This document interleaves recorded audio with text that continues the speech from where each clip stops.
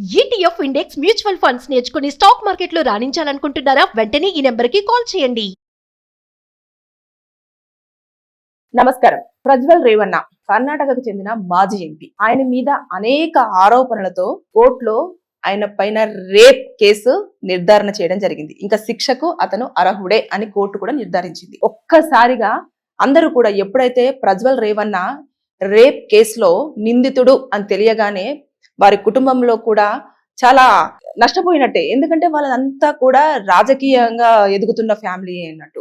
కర్ణాటకకు చెందిన మంచి ఫేమస్ రాజకీయ నాయకులు ఉన్న పార్టీ. ఇతను కూడా జనతాదళ్ సెక్యులర్ పార్టీకి సంబంధించిన మాజీ ఎంపీ. ఎంపీగా పోటీ చేసినప్పుడు అంటే చాలా చిన్న వయసులోనే ఎంపీ అవ్వడం జరిగింది. లోక్సభ దాకా వెళ్లారు. ప్రజల పక్షాన నిల్చుంటాము, మేము ప్రజల కోసం ఫైట్ చేస్తాము, వారికి కావాల్సిన ఏవైతే కావాలో వాటిపైన మేము గొంతు లేవనెత్తి న్యాయం జరిగే విధంగా ప్రయత్నిస్తాము అని చెప్పేసి నా నాయకులే మహిళల పట్ల మాత్రము చాలా అసభ్యంగా ప్రవర్తిస్తున్నారు కొంతమంది. అంటే ఎక్కడైనా సరే మహిళలు కనిపిస్తే చాలు ఎందుకు కొంతమంది బుద్ధి వక్రంగా మారుతుంది అనేది ఇప్పటికీ తెలియదు. అతను ఒక మంచి పొజిషన్కి వచ్చాడు. ఆ పొజిషన్కి రావాలన్నా కూడా ఎంతో కష్టపడాలి. అంతేకాకుండా ప్రజలు ఎంత నమ్మకం పెట్టుకుంటే అలాంటి ఎంపీ పోస్ట్ను కూడా ఇవ్వడం జరుగుతుంది. అంటే ఇంతంతా కూడా మర్చిపోయి 18 సంవత్సరాల నుంచి 35 సంవత్సరాల మహిళలను ఆయన లైంగికంగా వేధించాడు అంటూ ఏదైతే కోర్టులో ప్రొడ్యూస్ చేశారో వీడియోస్ కానివ్వండి, అలాగే చాట్ కానివ్వండి, తర్వాత ప్రైవేట్ స్పేస్ లో ఉన్న వాటికి సంబంధించిన కొన్ని ఇమేజెస్ కానివ్వండి, అంతేకాకుండా ఎవరైతే బాధితులు ఉన్నారో వారి స్టేట్మెంట్, ఇవన్నిటిని కూడా పరిగణలోకి తీసుకొని అతనికి శిక్షను వేయడం జరిగింది. అసలు ఏం జరిగింది, ఎలా జరిగింది, అతను ఎలా పట్టుబడ్డాడు అని అంటే అతనికి ఎక్కువగా అమ్మాయిల వ్యామోహం ఉంది అని చెప్పేసి ఎప్పటి నుంచల్లా ఆరోపణలు జరుగుతూనే ఉన్నాయి. గతంలో కూడా ఆరోపించినప్పుడు ఇది రాజకీయంగా నన్ను దెబ్బ కొట్టడానికే నన్ను ఇలా చేస్తున్నారు, ఆపోజిట్ పార్టీ వాళ్ళందరూ కూడా నా ఎదుగుదలను తట్టుకోలేకపోతున్నారు, ప్రతిపక్షం వాళ్ళు చేస్తున్న పనే ఇది అని చెప్పేసి ఆయన చెప్పుకుంటూ రావడం జరిగింది. కాకపోతే మహిళలు ఒక్కొక్కరిగా బయటికి రావడం, ఇతని వల్ల చాలా ఆవేదన వ్యక్తం అంటే మేము చాలా వరకు బాధ ఫేస్ చేస్తున్నాము అని చెప్పేసి అన్నారు. ఏం చేసేవాడు అంటే అతను ఎంపీ కాబట్టి ఆ ఆఫీస్ లో ఉన్న మహిళల పైననే, అతని దగ్గర పనిచేస్తున్న మహిళలు కానివ్వండి, ఇంట్లో పనిచేస్తున్న వంట మనిషి కానివ్వండి, లేదంటే హౌస్ క్లీనింగ్ చేసే పర్సన్ కానివ్వండి, ఇలాంటి వాళ్ళ మీదనే ఎక్కువగా ఫోకస్ చేసేవాడు. అంటే బయటి వాళ్ళను ఎవరినో ఎక్కడికో పోయి ఇలా కాదు, చుట్టూ ఉన్న వాళ్ళనే వాళ్ళకు సంబంధించిన కొన్ని వీడియోస్ ని తీయడం. అంటే అతనికి తెలియకుండానే ఇప్పుడు అతని ఏరియా కాబట్టి అతనికి సంబంధించిన ప్రతి ప్లేస్ లో కూడా సీసీ కెమెరాలను పెట్టుకోవడం జరిగింది. అట్లా వాష్రూమ్ లో ఇలాంటి వాటిలలో కూడా వాళ్ళు ప్రైవేట్ గా డ్రెస్సులు చేంజ్ చేసుకునే ప్లేసులలో, ఇలాంటి ప్లేసులలో కూడా సీసీ కెమెరాలను ఫిక్స్ చేశారు. వాటిని చూపించి ఆయన ఇంకా నువ్వు నా దగ్గరికి రాకపోతే నీ పరిస్థితి దారుణంగా ఉంటుంది అని చెప్పేసి భయపెట్టించేవాడంట. భయపెట్టించిన తర్వాత ఇంకా వాళ్ళు చేసేది ఏమీ లేక 1-2 సార్లు వస్తే వాటిని ప్రైవేట్ టైంలో ఉన్నప్పుడు వాటిని రికార్డ్ చేసి ఇంకా ప్రతిసారి వాటిని చూపించి నీ దగ్గర నా వీడియో ఉంది, నువ్వు నాకు కావాల్సినప్పుడు రాకపోతే నీ పరిస్థితి ఇంకోలా ఉంటుంది, లేదంటే నీ పైన ఇలాంటి కేసు అని బనాయించేసి నిన్ను జైల్లోకి పంపించడము జరుగుతుంది అని చెప్పేసి. అంటే మహిళలు ఎవరికి చెప్పుకోలేరు కొన్ని విషయాలనైతే. అది చెప్పుకుంటే కుటుంబంలో ఎలా రిసీవ్ చేసుకుంటారో తెలియదు, సొసైటీ ఎలా రిసీవ్ చేసుకుంటుందో తెలియదు.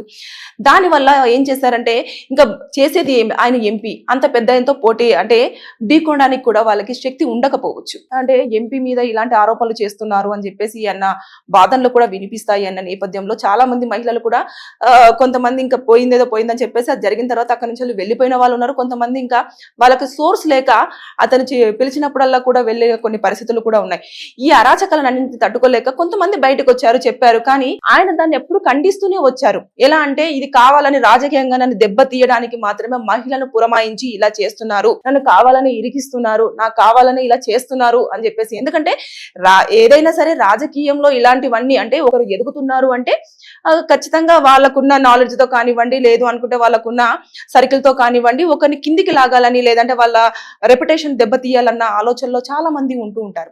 ఈ నేపథ్యంలో జరిగిందే ఇలాంటిది అని చెప్పేసి చాలా మంది కొంచెము దాన్ని ఎంక్వైరీ చేస్తూ రావడము, లేదు అనుకుంటే ఇలా చేయడము అలా అయిపోయింది. కాకపోతే అతను ఎక్కడ దొరికిపోయాడు అనంటే ఎవరైతే ఒక మహిళ వాళ్ళ ఇంట్లో పనిచేస్తుందో ఆవిడ మీద చాలా దారుణంగా అఘాయిత్యానికి పాల్పడ్డాడు. తను ఒంటరిగా ఉన్నప్పుడు ఇంటిలోకి వెళ్ళి మొత్తం డోర్లు వేసేసి ఆమె మీద చాలా బలవంతంగా బలాత్కారం చేశాడు. ఆ రోజు ఆవిడ ఏదైతే శారీ వేసుకుందో ఆ శారీని ఆ రోజు ఆవిడ తీసుకొచ్చి దాచిపెట్టింది. దాన్ని ఉతకడం కానివ్వండి ఇలాంటివి ఏమీ చేయలేదు. వీడు చాలా రాక్షసుడు. అంటే ఇంకా నేను ఆ పదాన్ని కూడా నేను వాడాలనుకోవట్లేదు. ఎందుకంటే రావణాసురుడు సీతాదేవికి పర్మిషన్ లేకుండా చిటికనే వేలు కూడా తాకలేదని మన పురాణాలు చెప్తూ ఉన్నాయి. అంటే అమ్మాయికి ఇష్టం లేకుండా ఏది చేసినా కూడా అది వేస్ట్, లేదంటే శిక్ష అర్హుడే అని చెప్పేసి అప్పటి కాలం నుంచి తెలిసిన వారికి ఇప్పుడు ఎందుకు అర్థం కావట్లేదో తెలియట్లేదు. అయితే ఇప్పుడు ఏమైందంటే ఆవిడ తీసుకొచ్చిన శారీని అలాగే భద్రంగా దాచిపెట్టేసి వెళ్ళి చాలా మంది మహిళలు బయటకు వచ్చారు. అంటే ఇంకా ఎప్పుడు పడితే అప్పుడు ఆ వీడియోలను చూపించాలి, నేను అనుభవిస్తాను అంటే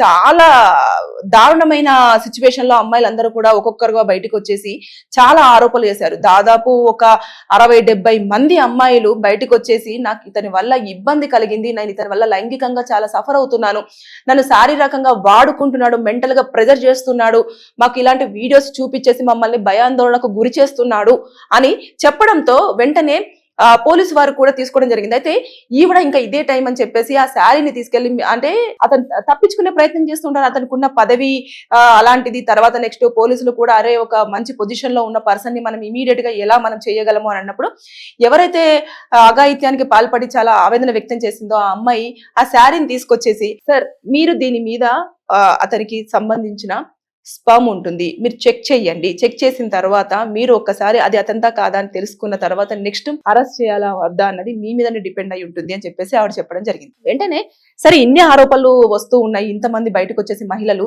ఇంత చెప్తున్నారు కదా, ఒకసారి ఇది చేద్దామని చెప్పేసి దొరికిపోయాడు. అంటే ఎప్పుడైనా సరే దొంగ దొరకడు అని చెప్పేసి తప్పులు చేస్తూ ఉంటారు, కానీ ఏదో ఒక టైంలో ఏదో ఒక రూపాన ఖచ్చితంగా పోలీసులకు దొరుకుతారు, వారి మీద కంపల్సరిగా కేసులు ఫైల్ అవుతాయి. ఏదైతే ఈ ప్రజ్వల్ రేవన్న పైన కూడా రేప్ కేసు ఫైల్ చేశారు, ఐపీసీ సెక్షన్ 375. అలాగే ఏదైతే లైంగికంగా అసాల్ట్ చేశారు కదా, అంటే సెక్సువల్ అసాల్ట్ ఎక్కువగా చేశారు కదా అమ్మాయిల్ని, అందుకోసం అని చెప్పేసి 354 ఐపీసీ సెక్షన్ కింద, అలాగే ఐటీ యాక్ట్ కింద, ఎందుకంటే వీడియోస్ అవన్నీ ఉన్నాయి కదా తీసేసి మిమ్మల్ని ఇట్లా ఇందులో మీ డిజిటల్ సోషల్ ప్లాట్ఫామ్ మీద పెట్టడము ఇవన్నీ చేస్తాను అని చెప్పేసి భయపెట్టాడు కదా, అందుకోసం అని చెప్పేసి ఐటీ యాక్ట్ కిందక ఇవన్నింటి కింద కూడా కేసు నమోదు చేసి ఇవన్నీ మొత్తం కూడా కోర్టులో ప్రొడ్యూస్ చేయడం జరిగింది. అతని దగ్గర ఉన్న వీడియోస్ కలెక్ట్ చేసుకున్నారు, చాటింగ్స్ కలెక్ట్ చేసుకున్నారు, తర్వాత నెక్స్ట్ వాళ్ళను ఏ విధంగా ఇబ్బంది పెడుతున్నాడు అంటే మెసేజ్ పంపించడం, నువ్వు ఇప్పుడు నా దగ్గరికి రాకపోతే నేను ఖచ్చితంగా నీ వీడియోని నేను పబ్లిక్ చేస్తాను, ఇలాంటివన్నీ చేశారు కదా, అవన్నీ కూడా పోలీసులు వారు స్వాధీనం చేసేసుకొని కోర్టులో ప్రొడ్యూస్ చేయడం జరిగింది. అయితే ప్రజ్వల్ రేవన్న పైన కేసు ఎప్పుడు నమోదైంది అంటే December 31, 2024. అప్పటి నుంచి కూడా దర్యాప్తు మొత్తం కూడా కొనసాగుతూ ఎక్కడికక్కడ ఇన్ఫర్మేషన్ తెలుసుకుంటూ, తర్వాత మహిళలు ఎవరైతే ఇతని వల్ల ఇబ్బంది పడ్డారో వారి యొక్క స్టేట్మెంట్ తీసుకొని అవన్నీ కూడా తీసుకొచ్చి కోర్టులో ప్రొడ్యూస్ చేయడం జరిగింది. అవన్నీ కూడా నిజాలే అని చెప్పేసి నిన్న నిర్ధారణ కూడా అవడం జరిగింది. అతను ప్రజ్వల్ రేవన్న ఖచ్చితంగా దీనికి శిక్షార్హుడే. రేప్ కేసు అలాగే sexual assault and IT act కింద అతనికి శిక్షను ఖరారు చేయడం జరిగింది. దాదాపుగా 10 సంవత్సరాల పాటు బయటికి వచ్చే ఛాన్సెస్ లేవు ఇది చూసుకుంటే. కాబట్టి రాజకీయ నాయకులైనా ఎవరైనా సరే చట్టానికి అందరూ ఒక్కటే అనడానికి ఇదొక కేసును మనం ఉదాహరణగా చెప్పుకోవచ్చు. అంటే ఇన్ని సంవత్సరాలు అంటే చూసారు కదా, అతను ఎన్నో సంవత్సరాల నుంచి మహిళని ఇబ్బంది పెడుతూ వచ్చిన ఎవరైతే వాళ్ళ ఇంట్లో పనిచేసిందో ఆ అమ్మాయి యొక్క శారీ పట్టించింది అతన్ని చివరికి. అంటే అది ఎలా అంటే ఆరోపణలు చేస్తున్నారు, అన్ని చేస్తున్నారు, కానీ కరెక్ట్ సాలిడ్ ఎవిడెన్స్ అనేది వాళ్ళ దగ్గర లేకుండా పోయింది. దానివల్ల వాళ్ళు ఎంత చేద్దామన్నా కూడా ఒక మంచి పొజిషన్ లో ఉన్న వ్యక్తి ఈ ఆరోపణలు రాగానే పార్టీ నుంచి వెళ్ళి అతన్ని బహిష్కరించడం జరిగింది, పదవి లేకుండా పోయింది, అని లేకపోతే కెరీర్ మొత్తం కొలాప్స్ అయిపోయింది. అంటే తప్పించుకునే ప్రయత్నం ఎన్నో చేసినా కూడా ఎవిడెన్సెస్ ఎప్పుడైతే మనం కరెక్ట్ గా సాలిడ్ గా ప్రజెంట్ చేస్తామో కోర్టులో శిక్ష అనేది కంపల్సరీగా పడుతుంది. దానికి నిదర్శనమే ఈ ప్రజ్వల్ రేవన్న కేసు. ఏదేమైనా సరే కానీ మొత్తానికి దర్యాప్తు చేశారు, తర్వాత నెక్స్ట్ ఎవిడెన్సెస్ అని ప్రొడ్యూస్ చేశారు, మొత్తానికి శిక్ష అనేది పడేలాగా చేశారు. చూసారు కదా, చట్టాలు ఎప్పుడూ కూడా ఎవిడెన్సెస్ తర్వాత బాధితుల యొక్క స్టేట్మెంట్ కానివ్వండి, పోలీసులు ప్రజెంట్ చేసే ఏవైతే వాంగ్మూలాలు కానివ్వండి, లేదా వాళ్ళు చూపించే ఎవిడెన్సెస్ కానివ్వండి, వీటి మీద ఖచ్చితంగా తొందరగానే ఇప్పుడు చూసారు కదా December 31, 2024 నిన్నటి వరకు అంటే 2025 లో అతనికి శిక్ష అనేది ఖరారు అవ్వడం జరిగింది. ఇలా తొందరగా కేసులు అవ్వడానికి రీజన్స్ అన్ని కూడా మనం చూసాం కదా, ఎవిడెన్సెస్ అన్ని క్లియర్ గా ప్రొడ్యూస్ చేస్తే తొందరగానే శిక్ష పడే అవకాశాలు ఉంటాయి. Thank you.